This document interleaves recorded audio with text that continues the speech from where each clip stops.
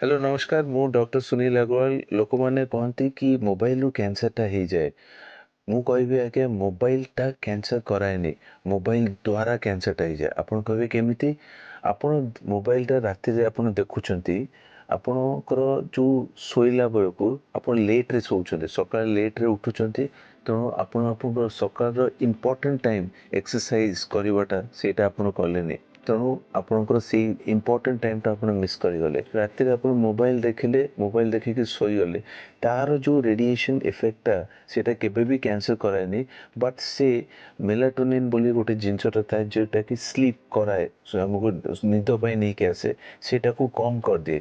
ଯଦି ସେଇଟା କମ୍ କରିଦେବେ ତାହେଲେ ଆପଣଙ୍କ ନିଦ ଠିକ୍ ହେବନି। ନିଦ ଠିକ୍ ନହେଲେ ଆପଣଙ୍କର ଦେହରେ ଅଲଗା ହରମୋନ୍ସ ଗୁଡ଼ା ସିକ୍ରେଟ୍ ହେବ, ଯେଉଁଥିରେ କି ଆପଣଙ୍କର ଫ୍ୟୁଚରରେ it is not cancer, it is called blood pressure ହେବ, ଡାଇବେଟିସ୍ ହେବ, ଇନକ୍ରିଜ୍ ଫ୍ୟାଟ୍ ହେବ, ସେଇଟା ଆପଣଙ୍କର କ୍ୟାନ୍ସର ନେଇକି ଯିବ।